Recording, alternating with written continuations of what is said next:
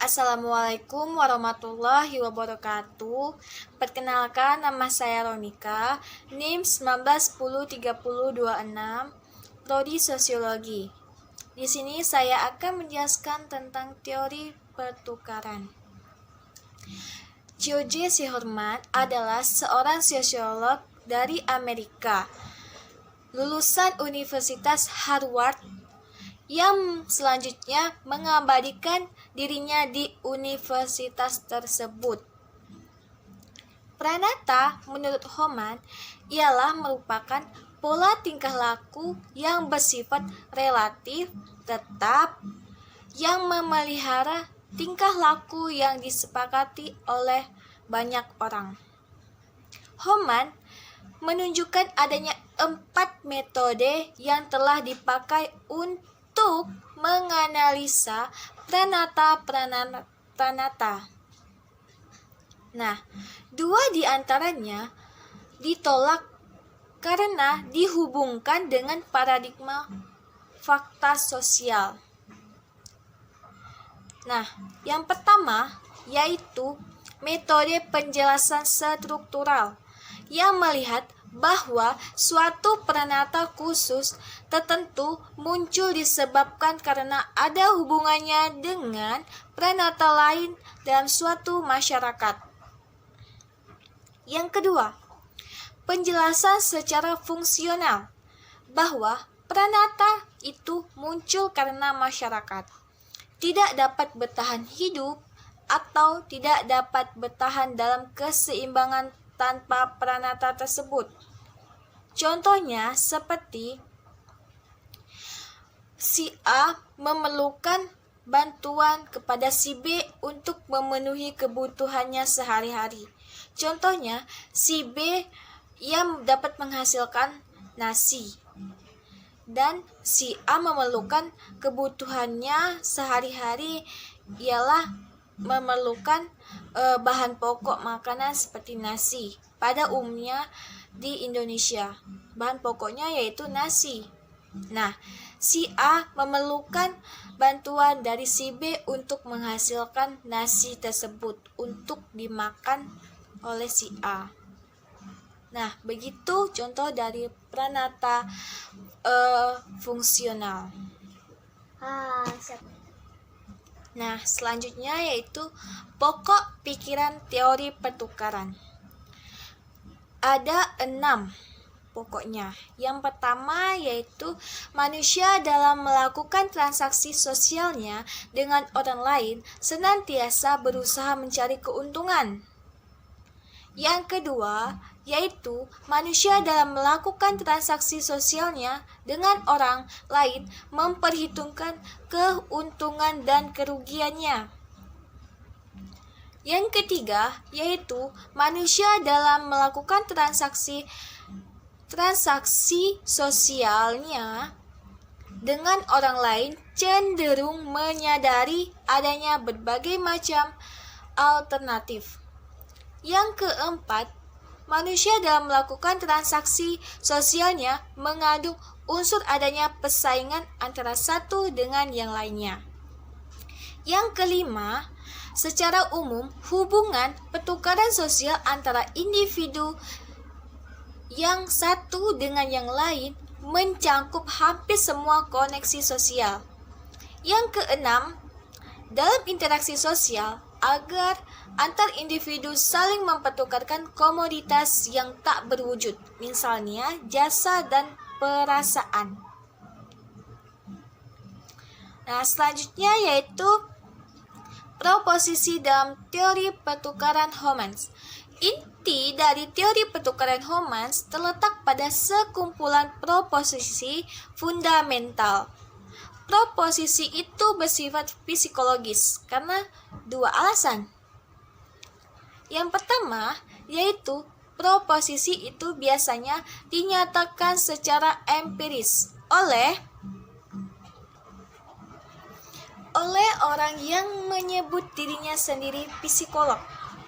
Yang kedua yaitu proposisi itu bersifat psikologis karena menerangkan fenomena individu dalam masyarakat. Proposisi itu lebih mengenai perilaku manusia individual daripada kelompok atau masyarakat.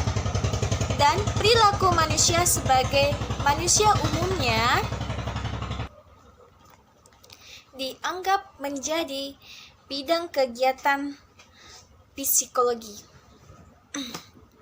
Homan mengembangkan beberapa proposisi. Ada 3, yaitu proposisi sukses. Dalam setiap tindakan, semakin sering suatu tindakan tertentu memperoleh ganjaran atau reward, maka kian kerap ia akan melakukan tindakan itu. Contohnya seperti seseorang kekasih yang berhubungan dalam pacaran, contohnya si pihak laki-laki ini dengan si pihak perempuan, ia melakukan hubungan pacaran untuk pihak lelaki ini mendapatkan uang dari pihak perempuan tersebut. Maka dari itu kian lama ia putus dari pihak perempuan, maka dia selanjutnya akan mencari pihak perempuan yang berikutnya untuk menjadi sasaran mendapatkan uang dari pihak perempuan yang lainnya. Yang kedua, proposisi pendorong. Bila dalam kejadian di masa lalu, dorongan tertentu atau sekumpulan dorongan telah menyebabkan tindakan orang diberi ganjaran atau reward, maka makin serupa dengan dorongan kini dengan dorongan di masa lalu. Makin besar kemungkinan orang melakukan tindakan serupa. Nah, contoh yang seperti yang pertama tadi, pihak laki-laki berhubungan pacaran dengan pihak perempuan, ia dalam arti untuk mendapatkan uang dari pihak perempuan.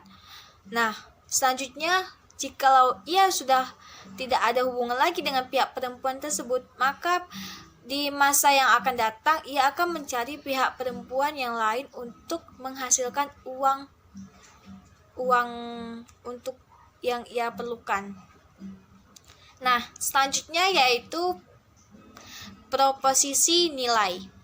Yang ketiga, semakin tinggi nilai suatu tindakan, maka kian senang seorang melakukan tindakan itu. Contohnya seperti seorang mahasiswi yang melakukan tugasnya dengan baik yang diberikan oleh dosennya, maka ia akan mendapatkan nilai yang baik juga dari dosen tersebut. Nah, selanjutnya yaitu keadilan dan pertukaran. Menurut Homans, interaksi dalam masyarakat harus menunjukkan adanya distribusi keadilan. Yang pertama, seseorang harus memperoleh keseimbangan antara ganjaran atau reward yang diharapkan dengan biaya yang telah dikeluarkan. Contohnya yaitu seperti para karyawan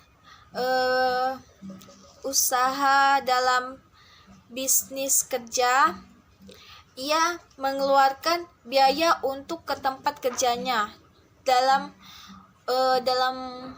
biaya 1 bulan itu, biaya ongkos pergi ke tempat kerjanya itu sebesar 2 juta. Namun biaya atau gaji yang ia dapatkan lebih dari ongkos tersebut, atau lebih dari capaiannya. Seperti ia mendapatkan gaji dalam 1 bulan itu dalam 4 jutaan. Nah, gitu. Yang kedua yaitu apabila ganjaran yang diperoleh tidak sesuai atau lebih kecil dari biaya yang telah dikeluarkan, maka hal itu merupakan ketidakadilan atau keseimbangan dalam distribusi keadilan. Contohnya seperti seorang pekerja dalam pengusaha yang disebut dengan karyawan, ia pergi ke tempat pekerjaannya atau perusahaannya dalam ongkos 1 bulan itu mencapai 2 jutaan. Namun gaji yang ia dapatkan dalam 1 bulan itu hanyalah 1.500.000. Maka dari itu lebih kecil dari biaya yang telah ia keluarkan. Maka disebut dengan ketidakadilan atau keseimbangan dalam distribusi keadilan. Nah, selanjutnya teori pertukaran perilaku menurut Peter M. Blau. Peter M. Blau merupakan seorang sosiolog modern lulusan Universitas Columbia dari Amerika Serikat. Karir akademiknya di Universitas Cornell dan Universitas Chicago. Selanjutnya yaitu ganjaran atau penghargaan. Ada 3. Yang pertama, dalam prinsip pertukaran sosial terdapat adanya suatu keinginan untuk saling memperoleh penghargaan atau ganjaran yang bersifat sosial, yang merupakan suatu keharusan. Yang kedua, individu mengharapkan adanya penghargaan atau ganjaran baik yang bersifat intrinsik berupa pujian, kasih sayang, dan kehormatan, maupun ekstrinsik yang berupa uang, barang, dan jasa. Penghargaan atau ganjaran tersebut bukan merupakan sesuatu yang direncanakan. Nah, contoh dari yang bersifat intrinsik itu di sini seperti contohnya itu si Budi melakukan pekerjaannya dengan baik atas dasar untuk mendapatkan pujian dari seseorang. Gitu.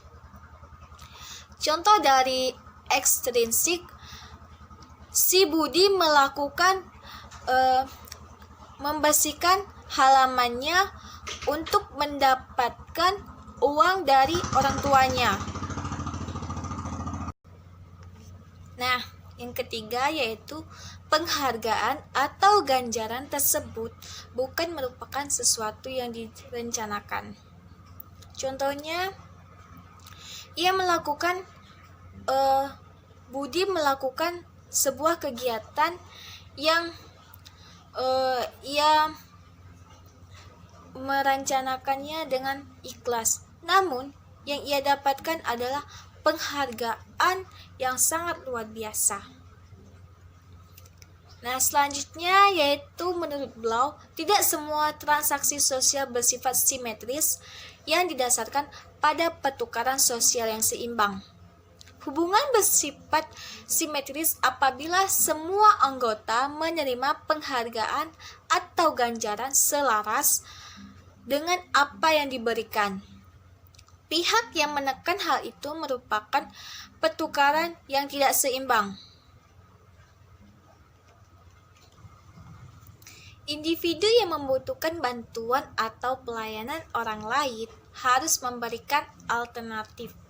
Ada 4. Yang pertama yaitu dapat memberikan pelayanan yang dibutuhkan sehingga membuat orang yang bersangkutan memberikan jasanya sebagai imbalan atau pertukaran timbal balik. Yang kedua, memperoleh pelayanan yang dibutuhkan dengan anggapan ada penyedia lain sebagai alternatif.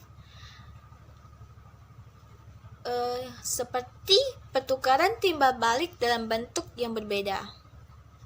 Yang ketiga, memaksa seseorang untuk menyediakan pelayanan dengan harapan orang tersebut melakukannya, seperti pertukaran dengan paksaan. Yang keempat, belajar menarik diri tanpa mengharap pelayanan atau menemukan pengganti. Nah, selanjutnya ada 4 kemungkinan individu tidak patuh. Yang pertama yaitu individu yang bersangkutan mendapat pelayanan yang sama dengan yang lain. Yang kedua, individu bersangkutan mendapatkan pelayanan yang sama dimanapun berada. Yang ketiga, individu yang bersangkutan dapat menekan orang lain agar memberikan pelayanan karena yang bisa dapat menguasai orang lain. Nah, yang terakhir yaitu yang keempat, individu yang bersangkutan bekerja dengan tidak mengharapkan memperoleh semacam itu sesuatu atau yang bisa mendapatkan penggantinya. Nah, sekian dari saya tentang teori pertukaran. Saya akhiri. Wassalamualaikum warahmatullahi wabarakatuh.